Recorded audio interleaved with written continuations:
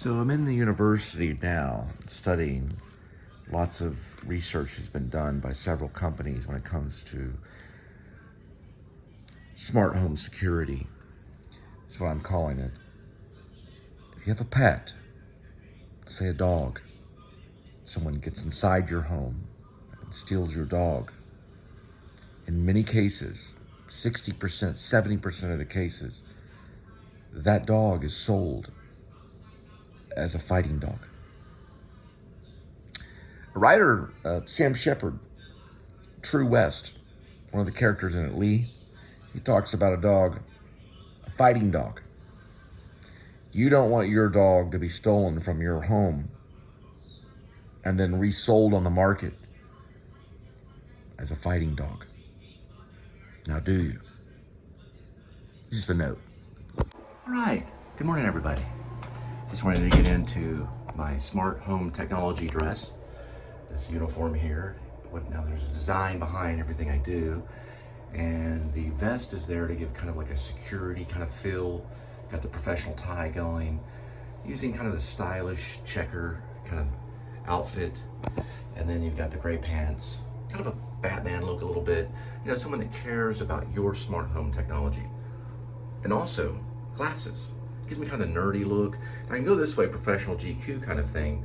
But once I put this, it shows that I know about technology, you know, and plus I'm getting older, I'm 50, so the glasses help. So I just wanted to kind of do some shaving. Used my Cole's Phillips. It's electric shaver, but it's not waterproof. But I think it can handle a little bit of water, but most of the new technology can, so it's very smooth on the face, as you can see right here. And also what's cool too, is after done shaving, a little pop like that, boom. Just little whiskers go right down here. One move, you can do it with one hand. Isn't that cool? This thing stays powered the whole day, so it's a good thing. I only have to charge it like once a week. It's made by Philips. I highly recommend it. They were? Yes, those dishes were dirty. I'd had soap in it, and I was going to run it in the middle of the night. So when I put them up in the morning, they'll be straight up fresh. You're talking about the dishwasher? Yes. Where's Kitty? He's in here. Is he doing the dishes? Yes. You've trained the cat to do the dishes? Yes. Okay. As long as Kitty's doing the dishes, then we're good to go. That will make money on for the rest of our lives. We can just film it. They could probably train cats to do dishes, though. There's a Russian guy that's from Russia. He trained cats to do backflips through hoops in a circus. It was a cat circus. He used this little clicker thing. There's our monitoring system. The cat. He's got eyes. He meows, claws, and he sharpens his claws right here.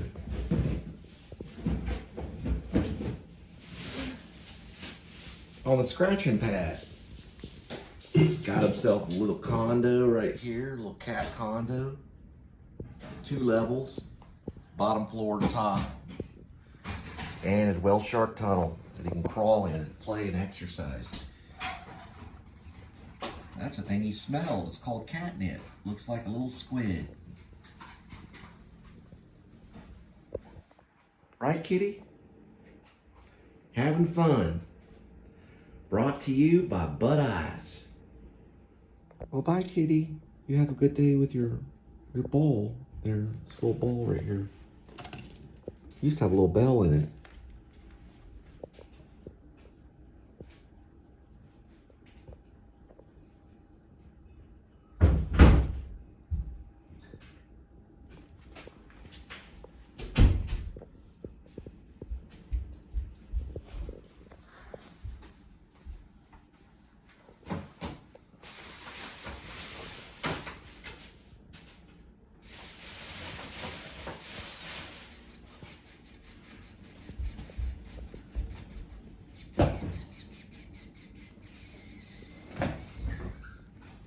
To get a new toothbrush because she dropped it on the floor.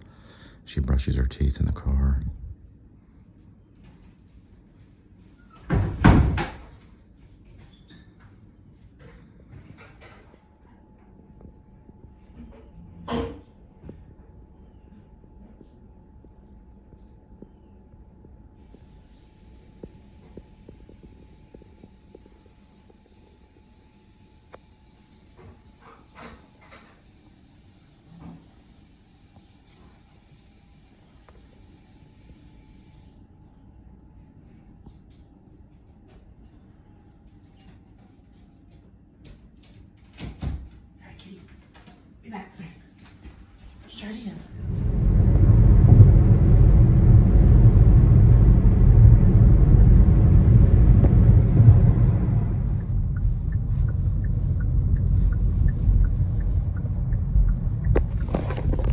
I never really noticed this, but I'm turning 50 myself, and they've got assisted living and memory care. It's probably something I'd be thinking about 30 or 40 years from now.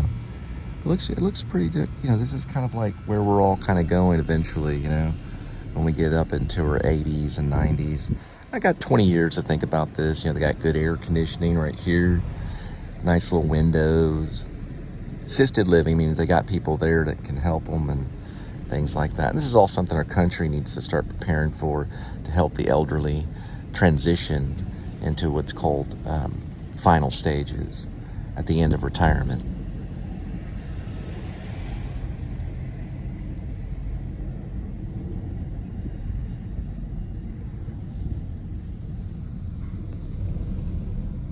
So it's August 15th, and really wanted to talk about vloggers. And there's really no one on this planet when it comes to YouTube vlogging that's more genius than A.D.W.C. He's pretty much the Marlon Brando of the video log. It's just amazing that what he went through and got to the point that he's at.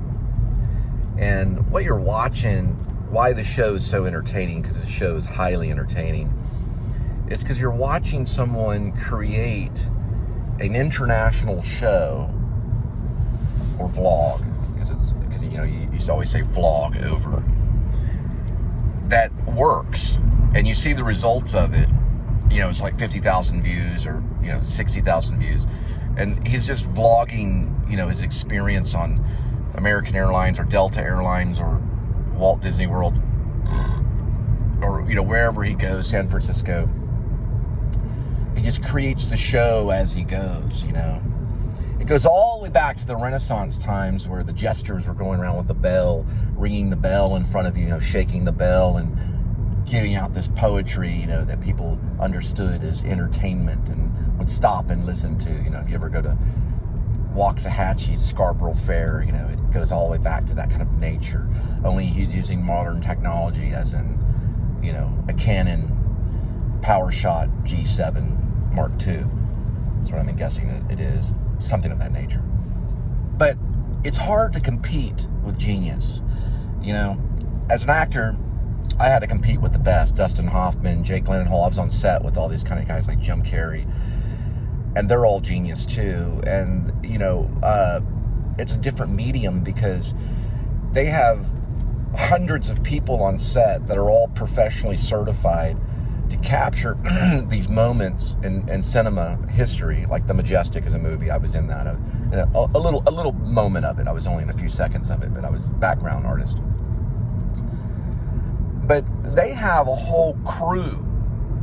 We're talking like hundreds of people that are designed. They spent their whole life, like the cinematographer has spent his whole life to make sure that he can capture a shot that's not like this, you know, where it's up on my chin, the lighting's bad, you know. And Adam does it with one person. Himself. Like, he does the whole show himself, and, you know, in his camera. And yet it's just as entertaining.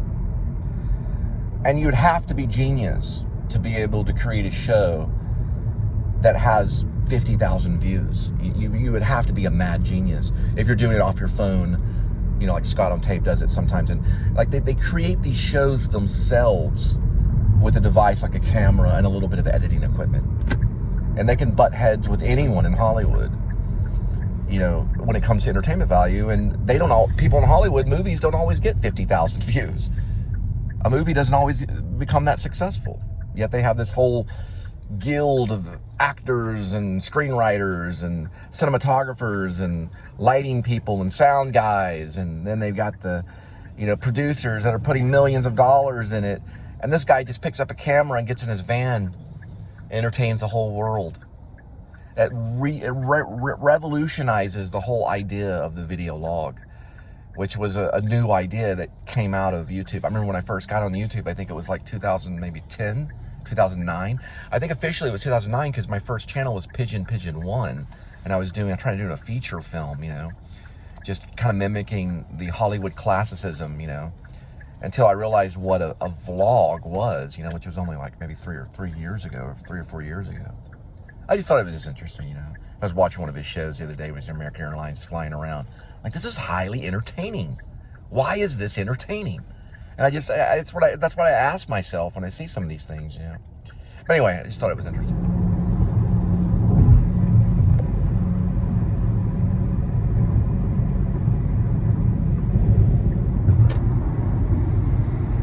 If only I could be that great kitty. If only we could get a PowerShot G7 Mark II Canon camera and entertain the world, kitty. You and I together. If only. There's the boat dock over there. Barely could see it. Try again. Can't really see it, but someone's got a Grogu on the front of their hood. Little entertainment fact. Driving down the highway. I believe that's called a Grogu. Just thought that was interesting. It's like a little miniature Yoda, but it's stuck on the very front of their hood right there. You can kind of see it. It's a Grogu. From what I understand about Grogu, and I'm more, of a Yoda person myself, because I was raised on Empire Strikes Back and, Star Wars, the originals. When Star Wars was just Star Wars, it was A New Hope, but now it's New Hope, and that's fine. But we were Star Wars, Empire Strikes Back, Return of the Jedi, and that was it. Until way later, the Clone Wars happened and everything changed. Eventually, the chapter 13, I think, is when it brought in, I know this sounds crazy, but this has to do with, like, the books and stuff, not necessarily the movie. But there's a character called Yaddle, which is also known as Grogu.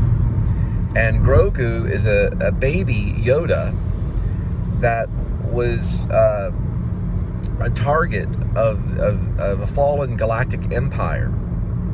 And the Mandalorian, or I think some type of bounty hunter like Boba Fett or something similar to that, was set out to capture Grogu. And then eventually, after he gets a hold of him, he decides to protect him. And one of the names of Grogu, of course, is the child. So it's like the inner child kind of being protected or something psychologically, I guess you could say.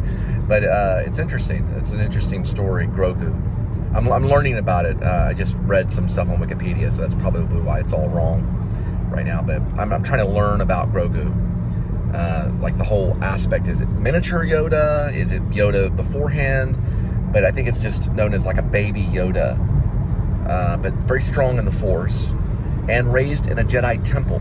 That's what I've learned. Now to talk about Vader, which is known as Darth Vader, also Anakin Skywalker. And the sad situation about Anakin is that he was a good person. He was trying to do good things. He was a powerful Jedi. And Obi-Wan Kenobi appreciated him. He was a relative, another fellow Jedi. And the sad situation is that Anakin, because of the horrible tragedy that happened on that fiery planet, the volcanic planet, and him burning away his limbs and stuff, he had to choose the dark side and the Empire to function and go on with his life, or he would not have been able to function. So he chose to do that and had to pay a price for it. And of course his son did not appreciate that, which was Luke. Which later in Revenge of the Jedi, also known as Return of the Jedi, it is Return of the Jedi, but I always like to call it Revenge of the Jedi, because that was the original title. If David Lynch would have taken on the movie, it might have been Revenge of the Jedi, but David Lynch turned it down, and they kept it Return of the Jedi. I think Lynch would have brought in probably a darker side to it all, as in David Lynch, the director, because he was supposed to have done that, but he turned it down to do it instead. But what I'm trying to say about Return of the Jedi is that Luke, being his son, comes back to challenge him because he had become a bad leader, because he joined the Empire and knew the side of the dark side. The voice being by James Earl Jones is very deep. You don't know the power of the dark side. So he became evil. And then it's a beautiful story. I think maybe Return of the Jedi may be one of my favorites, because Luke comes back, he kills his father in a sword fight. Well, it's not a sword fight, it's a saber fight. It's a lightsaber. It's kind of swords, but it's lightsabers fighting. You know, they're fighting with lightsabers. And he kills his father, and then he has to lay him down, and there's an emotional moment. I remember getting a lump in my throat in the movie theater. Emotionally affected me because he had to say goodbye to his father. He had to kill his father because his father was too evil. And then he set his father free, and his father rejoins his, I guess his brother, I guess you could call him a brother, Obi-Wan Kenobi, in spirit form to watch over Luke. So he rejoins the right side. In the afterlife, he chooses the right thing at the last moment. And that's a good thing, you know. Anyway, I remember talking to my dad one time about empires. You know, people create empires and things, or they try to create empires, and they usually always fall. It's an interesting thing.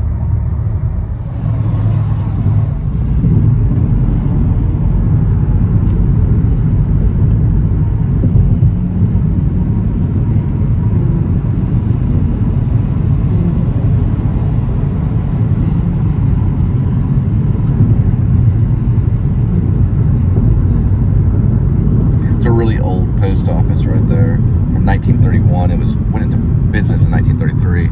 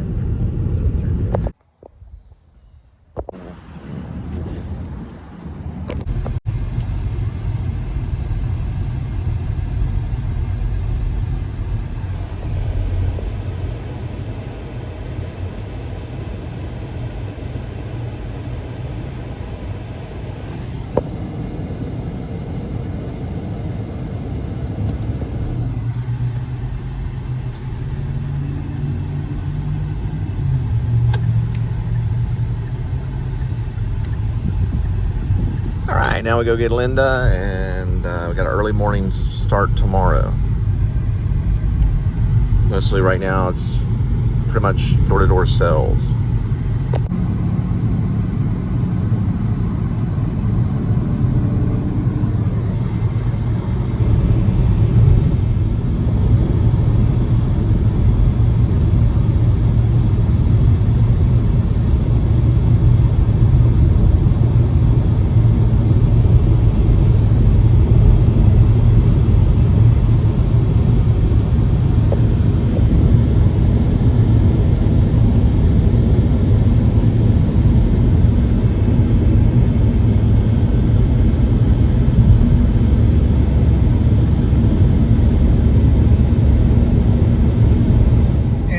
very eternal water. Here's kind of what it looks like inside. It's got kind of like a glacier.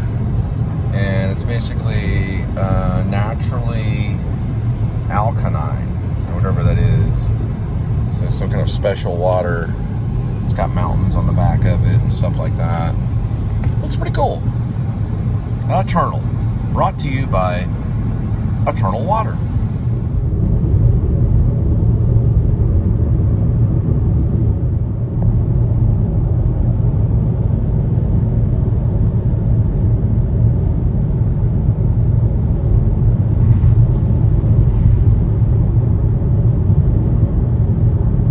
This is known as the magic hour. Some call it the golden hour. It's right when the sun starts to go down. So you start getting kind of that cinematic quality in footage. It's kind of hard not to get like a cool shot. They call it the golden hour. Some call it the magic hour.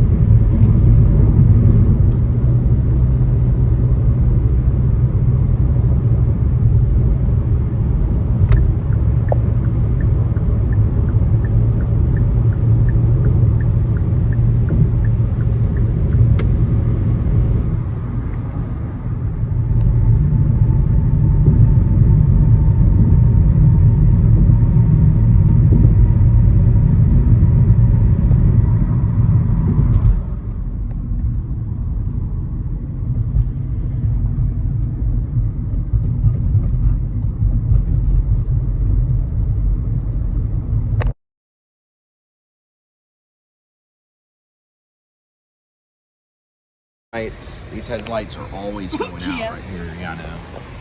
You can see this one. So we're going to be doing another replacement.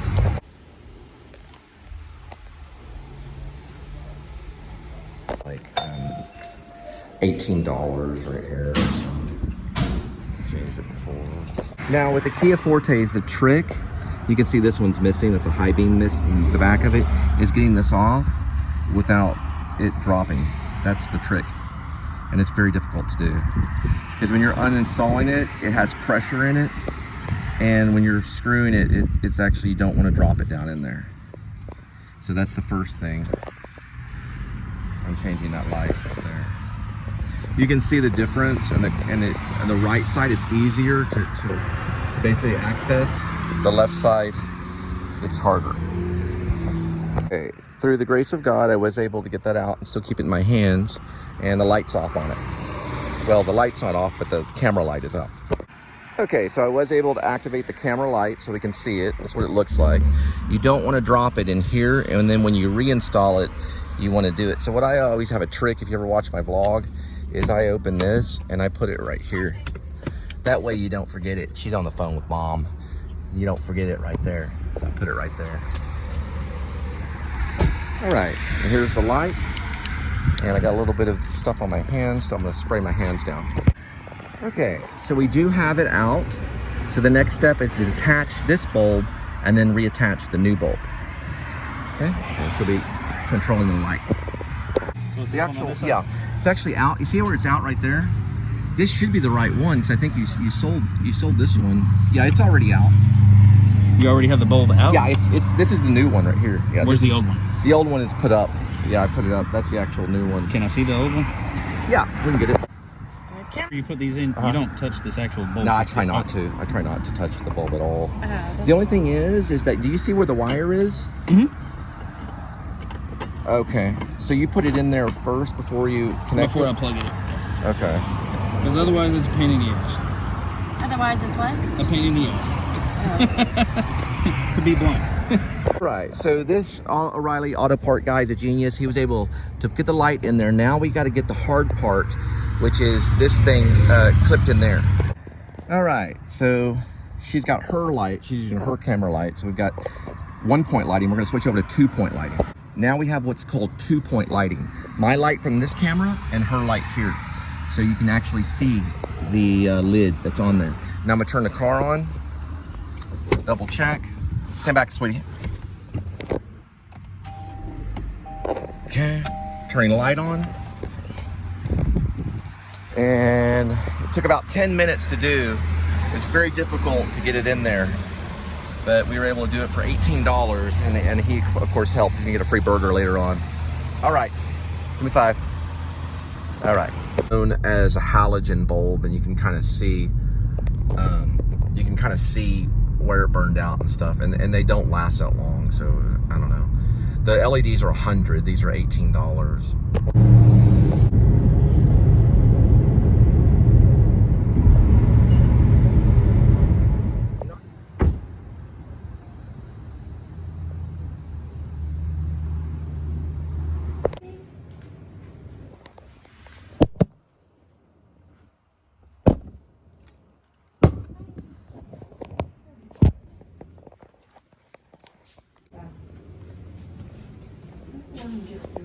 My shoes have reflectors on them.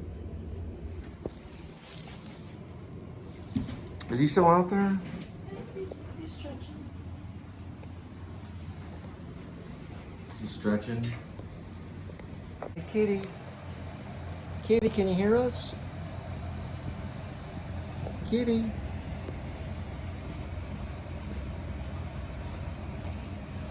Kitty.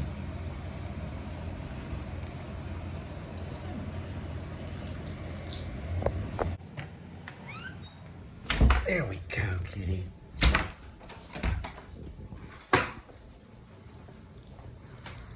All right. What is this? Oh, Can't okay. get it. What, is it a bug? Yeah, it's a water bug. I'll get it in a minute. I don't know this. Need a mop in here too. What's that, kitty?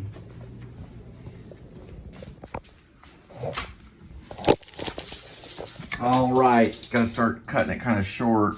Wish I could do a longer one for you guys. My Renfield impression. Although Renfield would eat it. Renfield from Dracula. Oh, you're letting him go out again? All right, we'll talk to y'all later.